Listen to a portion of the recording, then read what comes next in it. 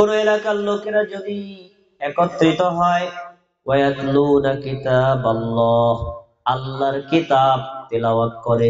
আল্লাহর কিতাব কি? কোরআন। কোরআন তেলাওয়াত করে।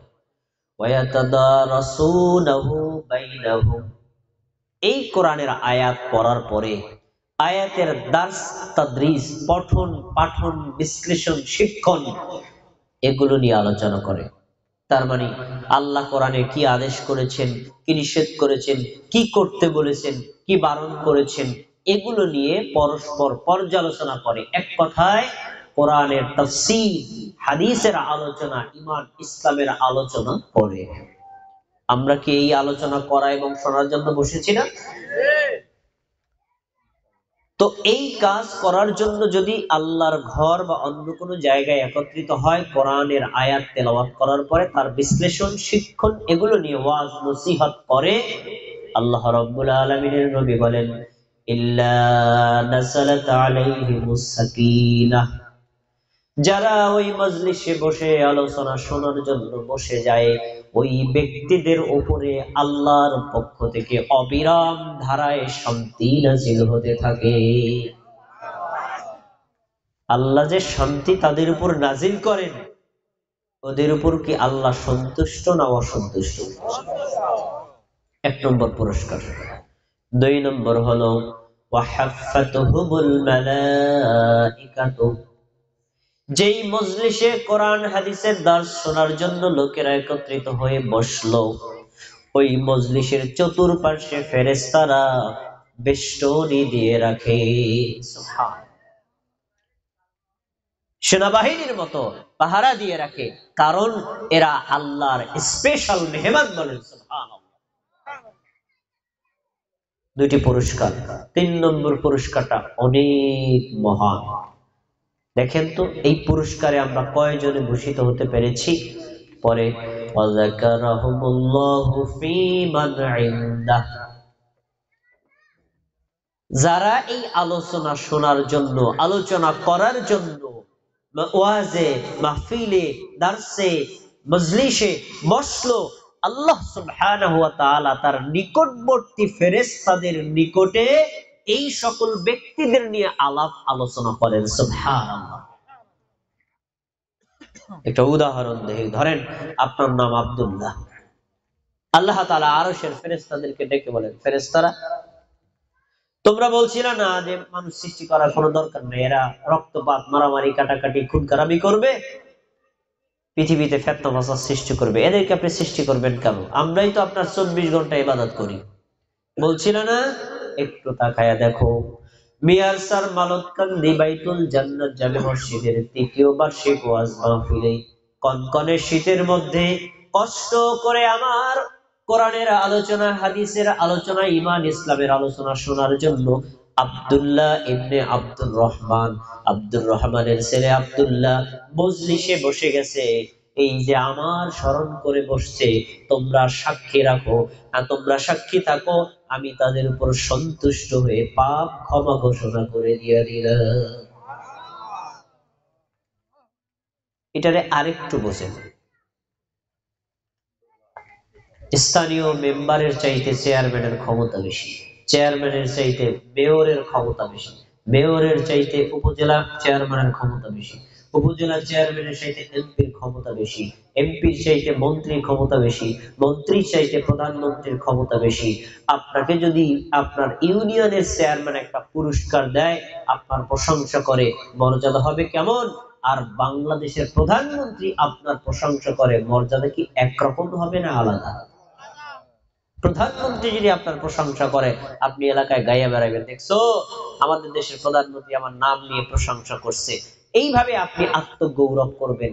যিনি আসমান জমিনের স্রষ্টা, আল কুল কায়নাতের যিনি মালিক, যিনি মানবের স্রষ্টা, সবকিছু যিনি প্রতিপালক করেন, সেই আল্লাহ যদি আপনার নাম নিয়ে, আপনার বাবার নাম নিয়ে আরশের ফেরেশতাদের সাথে আপনার প্রশংসা করে, আপনার চাইতে গৌরব আর কেউ হতে পারে না। এরকম গৌরবে গৌরবান্বিত হওয়ার ইচ্ছা আমাদের আছে না নাই? তাই যারা এখনো এই মহা সুযোগ, এই গোল্ডেন চান্স হারিয়ে ফেলছেন, তাদেরকে অনুরোধ করে বলছি, আগামীকাল এই মাইকের আওয়াজ আপনার কান পর্যন্ত কেউ পৌঁছাবে না। আজকেই শুধু এই সুযোগ, আসুন বাড়িতে ঘরের মধ্যে বসে না থেকে আলোচনা শুনতে বসে যান। আর যার সকল মা বোনেরা আছেন, আপনারা বাড়িতে থেকেই আলোচনা মনোযোগ দিয়ে শুনুন। প্রাথমিক কথা শেষ করলাম, এরপরে আমার আলোচ্য বিষয়। আমি তো আপনাদের সামনে নিয়মিত আলোচনা করি, আপনারা সবাই আমার আলোচনার ধরন সম্পর্কে জানেন। আমি আলোচনার মাঝে মাঝে প্রশ্ন করি, আপনারা কি প্রশ্নের জবাব দিতে প্রস্তুত আছেন? না রাগ করবেন? প্রশ্ন করে উত্তর দিয়ে আলোচনা করা এটা আমার তরিকা না, স্বয়ং আমাদের নবীর নিজের তরিকা। কেন এটা করতেন? কারণ একটা প্রশ্ন করে আপনার মধ্যে কৌতূহল তৈরি করা, জানার জন্য। কৌতূহল যখন তৈরি হলো, তারপরে উত্তর দিয়ে জানানো, তাতে কি হয়? এই কথাটা বেশি স্মরণ থাকে। এজন্য আলোচনার মাঝে মাঝে প্রশ্ন করলে আপনারা কি বিরক্ত বোধ করবেন? সবাই স্বতঃস্ফূর্ত ভাবে জবাব দিবেন, আলোচনা প্রাণবন্ত হবে, বলেন ইনশাআল্লাহ। প্রিয় ভাই, আমরা সবাই একটা কথা জানি, আমাদের দেশের আলেম ওলামারা সবাই কথাটা বলে, ইসলামের বেনা কয়টি? সবাই বলে না কয়টি? তার মানে এটা আমাদের এই যে দাদা চাচা বয়সী যারা আছেন তারাও জানেন, ইসলামের বেনা হলো 5টি। বেনাউন শব্দের অর্থ হলো খুঁটি। বেনা মানে কি? ঘরের খাম খুঁটি আছে না? তাহলে ইসলামের খুঁটি, ইসলামের খাম কয়টি? 5টি। তার মানে এই 5টা খুঁটির উপরে ইসলাম আছে। খুঁটিও যদি না থাকে, ইসলামও থাকবে না। এই 5টা খুঁটির মধ্যে 1 নম্বর খুঁটি হচ্ছে কালেমাতুশ শাহাদাতের সাক্ষ্য দেওয়া। আশহাদু আল্লা ইলাহা ইল্লাল্লাহ ওয়া আশহাদু আন্না মুহাম্মাদার আবদুহু ওয়া রাসূলুহু। নিশ্চয়ই আমি সাক্ষ্য দিচ্ছি আল্লাহ ব্যতীত সত্য কোনো ইলাহ নেই, নিশ্চয়ই আমি সাক্ষ্য দিচ্ছি মুহাম্মদ হলেন আল্লাহর বান্দা এবং রাসূল। এই বিশ্বাস কি আপনাদের আছে? এই কালেমায় আপনাদের কারো কোনো সন্দেহ আছে? এটা হলো তাওহীদের কালেমা, রিসালাতের কালেমা, ঈমানের কালেমা, ইসলামের কালেমা। এটা হলো ফাউন্ডেশন, একেবারে মূল ভিত্তি। একটা। 2 নম্বর, আতুকিমুস সালাত, সালাত কায়েম করা। সালাত মানে কি?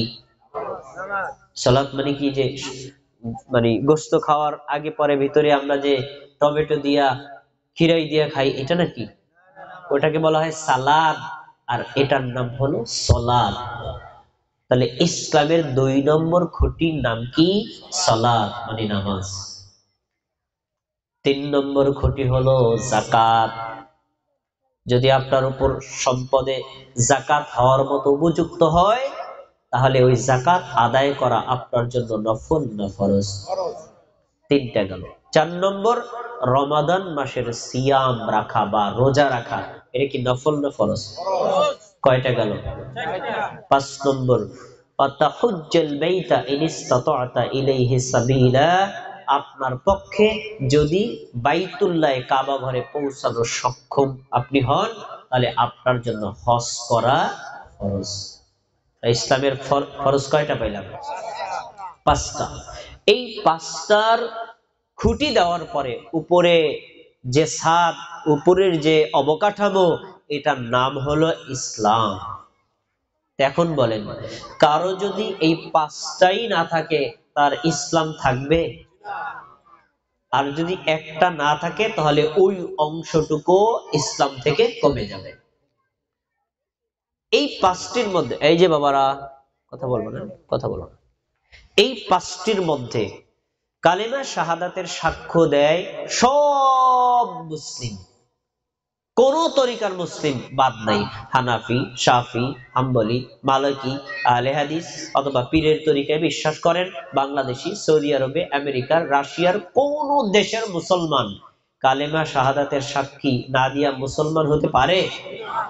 এটা আমরা সবাই বিশ্বাস করি। 2 নম্বর হলো নামাজ কায়েম করা। একটু বিবেকের কাছে জিজ্ঞেস করেন, আমাদের সমাজে যারা বাস করে 100 জন মুসলমানকে একত্রিত করে যদি জিজ্ঞেস করে, ভাই আজকে কি আপনি 5 ওয়াক্ত নামাজ পড়েছেন? হ্যাঁ বলবে কয়জন? একটু ধারণা করে বলেন তো। পড়েছি। 100 জনের মধ্যে হা বলবে সর্বোচ্চ 10 জন, আর না বলবে 90 জন। যেই সমাজে মুসলমান দাবিদার বাপদাদা 14 গোষ্ঠী মুসলমান, তাদের মধ্য থেকে এনে 90 জন লোকই যদি বলে নামাজ পড়ি নাই, সে এই ব্যক্তি ইমানদার আর মুসলিম পরিচয় দেওয়ার মতো আর কোনো অধিকার রাখে না। নামাজের গুরুত্ব সম্পর্কে অজ্ঞতার কারণে আমাদের সমাজে বেনামাজির সংখ্যা বেড়েছে। আর নামাজের গুরুত্ব সম্পর্কে যদি তারা জানতো, তাহলে তারা কখনো বেনামাজি থাকার কোনো কথা না। আমি এখনো আলোচনার মধ্যে ঢুকি নেই, আলোচনার শুরুতে একটা হাদিস বলেই ভিতরে যাচ্ছি। আমার একটা অভ্যাস, আমি ওই আলোচনার বিষয়ে যেটা ধরি, এটা প্রিয়া ডালপালায় ঘোরাঘুরি অভ্যাস আমার নেই। মূল কথা, আলোচনার ভিতরে যাওয়ার আগে একটা হাদিস বলে দিচ্ছি।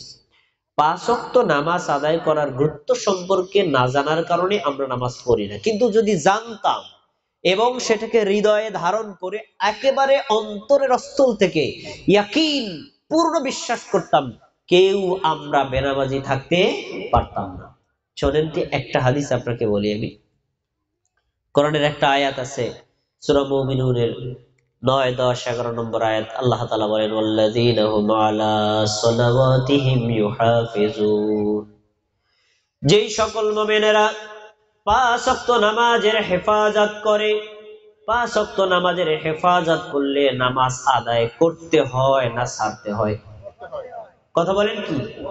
করতে হয়। যারা 5 ওয়াক্ত নামাজ আদায় করে, উলাইকা হুমুল ওয়ারিসুন, আল্লাহ তাআলা বলেন তারাই হলো ওয়ারিস, তারাই হলো উত্তরাধিকারী। আল্লাযীনা ইয়ারিসুনাল ফিরদাউসা, ওরা কিসের উত্তরাধিকারী? জমি জমার উত্তরাধিকারী, টাকা পয়সার উত্তরাধিকারী, অন্য কোন ব্যাংক ব্যালেন্সের উত্তরাধিকারী না। আল্লাহ বলছেন তারা হলো শ্রেষ্ঠতম জান্নাত, জান্নাতুল ফিরদাউসের উত্তরাধিকারী। এই যে কোরআনের আয়াত সূরা মুমিনুনের 9 থেকে 11 নম্বর আয়াত, 3টা আয়াত বলছি, এই আয়াতগুলো কি আমার বাপ দাদার বানানো? এই আয়াত বলেছেন কে? আল্লাহ। আল্লাহর কথার মধ্যে কোনো সন্দেহ আপনাদের আছে নাকি? তাহলে এই আয়াত 3টি প্রমাণ করে, যেই মুমিন, যেই মুসলিম, যেই নারী, যেই পুরুষ, যে যুবক, যে যুবতী, যে বৃদ্ধ, যে চাচা, যে দাদা 5 ওয়াক্ত নামাজের হেফাজত করে, ওই দাসা, চাচা, দাদা, নানা, নানি যারা আছেন, তাদেরকে জান্নাতুল ফেরদাউসের মালিক বানায় দিয়েছেন কে? আল্লাহ। আমরা কি জান্নাতুল ফেরদাউস চাই না? তাহলে আমাদেরকে নামাজ অবশ্যই আদায় করতে হবে। সহিহ বুখারী হাদিস নাম্বার 349, রাসূলুল্লাহ সাল্লাল্লাহু আলাইহি সাল্লামের একটা বড় হাদিস এখানে দেওয়া আছে। এই একটা হাদিস বললেই 2-3 ঘন্টা কথা বলা যাবে। হাদিসটার মূল কথা আপনাদের জানা আছে, তাই আমি বলবো না। রাসূলুল্লাহ সাল্লাল্লাহু আলাইহি সাল্লাম নবুয়তের 6ষ্ঠ বর্ষে মক্কা থেকে চলে গেলেন ফিলিস্তিনের বাইতুল মুকাদ্দাসে। বাইতুল মুকাদ্দাস থেকে প্রথম আসমান, তারপরে দ্বিতীয় আসমান, তারপরে তৃতীয় আসমান, তারপরে চতুর্থ আসমান, তারপরে পঞ্চম আসমান, তারপরে ষষ্ঠ আসমান, তারপরে সপ্তম আসমান। আসমান কয়টা গেল? তারপরে সিদরাতুল মুনতাহা। এরপরে আল্লাহ তার নবীকে যত দূর ইচ্ছা তত দূর উপরে নিয়ে গেছেন। সুবহানাল্লাহ। এই ঘটনার নাম কি? সবাই বলে এই ঘটনার নাম কি? দেখছেন, আমি কিন্তু ঘটনার নাম বলিনি, আপনারা বলতে পারছেন। তার মানে ঘটনা আপনাদের জানা। জানা কথা আমি বলবো না, খেয়াল করেন। সবাই একটু প্রশ্নের উত্তর দেন তো। 7 তবক আসমান ভেদ করে আমাদের নবী কার সাথে সাক্ষাৎ করতে গিয়েছিলেন? সবাই জানে, আলহামদুলিল্লাহ। এই যে ছোট ছোট বাচ্চারাও জানে। জোরে বলেন, কার সাথে? 7 তবক আসমান ভেদ করে যদি আমাদের নবী আল্লাহর সাথে সাক্ষাৎ করতে যায়, সবাই উচ্চ স্বরে বলেন, তাহলে আল্লাহ কোথায় আছে? আমাদের দেশে কিছু ভাইয়েরা বলেন প্রত্যেকটা মুমিনের কলবে আল্লাহ আছে। তার মানে তারা বলতে চান যত কল্লা তত আল্লাহ। প্রত্যেকটা মুমিনের কলবে যদি আল্লাহ থাকে, বর্তমান বিশ্বের 200 কোটির প্লাস মুমিন আছে, এক একজন মুমিনের কলবে যদি এক একটা আল্লাহ থাকে, 200 কোটির বেশি আল্লাহ হয়ে যায়। বলেন নাউজুবিল্লাহ। এটা একটা কুফরি বিশ্বাস। মুমিনের অন্তরে আল্লাহ থাকেন না। আবার কিছু ভাইয়েরা বিশ্বাস করেন আল্লাহ সব জায়গাতে আছে। এমন বিশ্বাসকারী মুমিন মুসলমান আছে না নাই? সব জায়গায় আল্লাহ যদি থাকে, পৃথিবীর সব জায়গা কি ভালো? পায়খানা আছে, পেশাবখানা আছে, পতিতালয় আছে, জেনাকারের জায়গা আছে, খারাপ জায়গা আছে, নর্দমা আছে, বিভিন্ন জায়গা যেগুলো মানুষ ঘৃণা করে। যদি বলেন আল্লাহ সব জায়গায় আছে, তাহলে ওই জায়গাতে আল্লাহকে নিয়ে আল্লাহকে অপমান করা হয়। এবার প্রশ্ন, তাহলে আল্লাহ কোথায় আছেন? একটু আগে উত্তর পেয়ে গেছেন। আমাদের নবী 7 আসমান ভেদ করে আল্লাহর সাথে সাক্ষাৎ করতে গিয়েছেন। তাহলে বোঝা যায় আল্লাহ আছেন 7 আসমানের উপরে। মনে থাকবে সূরা তাহার 5 নম্বর আয়াতে আল্লাহ তাআলা বলছেন, আর রহমানু আলাল আরশি ইস্তাওয়া। দয়াময় আল্লাহ আছেন আরশের উপরে। কিভাবে আছেন জানি না, আছেন বিশ্বাস করতে হবে।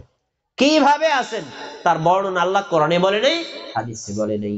এবার শোনেন, আল্লাহর সাথে সাক্ষাৎ করেছেন, সেখানে আল্লাহ তাআলা আমাদের নবীকে যা ওহী করার তা ওহী করেছেন। ওহী করা শেষ, এবার আল্লাহর নবী ওখান থেকে দুনিয়াতে ফিরে আসবেন। সবাই একটু খেয়াল করে শোনেন, দুনিয়াতে ফিরে আসবেন। আসার সময় আমাদের নবীর উপরে আল্লাহ তাআলা আমাদের উম্মতের জন্য, নবীর উম্মতের জন্য 50 ওয়াক্ত নামাজ ফরজ করে দিয়েছেন। কয় ওয়াক্ত? আপনারা পড়েন কয় ওয়াক্ত? বাকি 45 ওয়াক্ত বাদ দিলেন কেন? 45 ওয়াক্তে কি দোষ করলো? উত্তরটা শুনে নেন। রাসূলুল্লাহ সাল্লাল্লাহু আলাইহি সাল্লাম বলেন, আমি 50 ওয়াক্তের বিধান নিয়ে আসছিলাম। দ্বিতীয় আসমানে মুসা আলাইহিস সালামের সাথে সাক্ষাৎ। মুসা আলাইহিস সালাম আমাকে বললেন, মা ফারাদাল্লাহু লাক, আজকে পৃথিবীর শ্রেষ্ঠতম একটা ঐতিহাসিক রাত। এই রাতে আল্লাহ তাআলা আপনার নিকটে আপনার উম্মতের উপর কি ফরজ করেছেন? আমি বললাম, আল্লাহ তাআলা 50 ওয়াক্ত নামাজ ফরজ করেছে। মুসা আলাইহিস সালাম অবাক হয়ে গেলেন, কি বলেন? 24 ঘন্টায় 50 ওয়াক্ত নামাজ যদি পড়ে, পায়খানা করবে কখন, পেশাবখানা করবে কখন, খাবার খাবে কখন, কামাই করবে কখন, ইনকাম করবে কখন? এগুলা পারবে না। আল্লাহর কাছে যান, কমায় আনেন। এভাবে বারবার যেতে যেতে শেষে 45 ওয়াক্ত কমে রইল কয় ওয়াক্ত? সবাই বলেন। ঘটনা জানেন সবাই, তো আমি বলবো না। এই যে 5 ওয়াক্ত নামাজ রইল, মুসা আলাইহিস সালাম বললেন কয় ওয়াক্ত আছে? আল্লাহর নবী বললেন 5 ওয়াক্ত আছে। মুসা আলাইহিস সালাম বললেন, ফারজি ইলা রাব্বিক, আবার আপনি আপনার রবের কাছে যান, আরো কমায় আনেন। একটু আওয়াজ কমাই দাও, একটু আওয়াজ কমাই দাও, একটু কমাই দাও। যাও, আবার গিয়ে আপনি আল্লাহর কাছ থেকে কমায় আনেন। আমার নবী যা বলেছেন, মুসলিমের হাদিসের বারেতে এখন আছে, ফাস্তাহিয়াইতু রাব্বি, আমি আমার আল্লাহর কাছে বারবার যেতে লজ্জা পাই না, আমি আর ফেরত যাব না। যদি যাই তাহলে নামাজও কমে যাবে, আমার উম্মতের নেকিও কমে যাবে। তখন আল্লাহ রাব্বুল আলামিন মুসা আলাইহিস সালামের সামনে আমাদের নবীর নিকটে একটা ওহী করেছেন। এই ওহীর বাক্যটা সহিহ বুখারীতে 349 নম্বর হাদিসে এখনো আছে। আমার দেশের আলেমরা পড়ে, কিন্তু সবাই হয়তো আপনার কান পর্যন্ত পৌঁছায় না। আজকে আপনাদের সামনে বলে যাচ্ছি, মনোযোগ দিয়ে শুনেন। আল্লাহ রাব্বুল আলামিন আমাদের নবীকে বললেন, লা ইউবাদদালুল কাওলু লাদাইয়া হিয়া খামসু ওয়া হিয়া খামসুন। নবী তুমি শোনো, তোমার আবেদনের প্রেক্ষিতে আমি 5 ওয়াক্ত রেখেছি, এটাও ঠিক থাকবে। আর আমি যে 50 ওয়াক্ত ফরজ করেছি, ওইটাও ঠিক থাকবে। তোমার উম্মত আদায় করবে 5, আমি আল্লাহ 10 গুণ বাড়ায়া 50 ওয়াক্ত নামাজের নেকি দিয়ে দিব। সবাই কি আমার কথা বুঝছে নাকি? বুঝছেন? আমার চাচারা কই, দাড়ি পাকা চাচারা কোন? 5 ওয়াক্ত নামাজ আদায় করলে কয় ওয়াক্তের নেকি পাওয়া যাবে? এই হাদিস কার জন্য? আলেমের জন্য। এই হাদিস কি হুজুরের জন্য? সারা পৃথিবীর নারী সবার জন্য উন্মুক্ত। 5 ওয়াক্ত নামাজ আদায় করলে আল্লাহ 10 গুণ বাড়ায়া 50 ওয়াক্ত নামাজের নেকি দিয়ে দিবে। এই হাদিস যদি কেউ বিশ্বাস করে, হৃদয়ে ধারণ করে, তাহলে এই বান্দা, এই বান্দি নামাজ কখনো পরিত্যাগ করতে পারে? কথা বলে না পারে। এবার শোনেন, 5 ওয়াক্ত নামাজ আদায় করলে যদি 50 ওয়াক্ত নামাজের নেকি পাওয়া যায়, একজন বান্দা যদি 5 ওয়াক্ত নামাজ আদায় না করে কয় ওয়াক্তের নেকি ছুটে যায়? কথা বলেন, কয় ওয়াক্তের নেকি ছুটে যায়? তার মানে বোঝা যায় লাভ যেমন বেশি লসটাও তেমন বেশি। আমরা তো চালাক মানুষ, লসের ভাগে থাকবো নাকি লাভের ভাগে থাকবো? তাহলে এখন থেকে 5 ওয়াক্ত নামাজ আদায় করতে রাজি আছেন কিনা? আল্লাহ আমাদের সবাইকে 5 ওয়াক্ত নামাজ আদায় করার তৌফিক দান করেন। যে সকল মা বোনেরা ঘরে বসে আলোচনা শুনতেছেন তাদেরকেও 5 ওয়াক্ত নামাজ আদায় করার তৌফিক দান করেন। আচ্ছা, এই আমার প্রাথমিক কথা শেষ করলাম। এবার আমার মূল আলোচ্য বিষয়, 5 ওয়াক্ত নামাজ আদায় করা ফরজ, এটা আমরা কি বিশ্বাস করি নাকি করি না? নামাজ আদায় না করলে জাহান্নামে যেতে হবে, আমাদের কারো সন্দেহ আছে? নামাজ আদায় না করলে কাবিরা গুনাহ হবে, কারো কোনো সন্দেহ আছে? এগুলো আমরা সবাই জানি, কিন্তু আমল করি না। আজকে আমি আলোচনা করব ওই ভাইদেরকে নিয়ে যারা নামাজ আদায় করে কিন্তু নামাজ সঠিক পদ্ধতিতে আদায় করে না। এমন মুসল্লি আছে না নাই? আল্লাহ রাব্বুল আলামিন সূরাতুল মাউনের মধ্যে বলেন, ফাওয়াইলুল লিল মুসাল্লিন আল্লাযীনা হুম আন সালাতিহিম সাহুন। ওই মুসল্লিদের জন্য ধ্বংস যারা তাদের নামাজ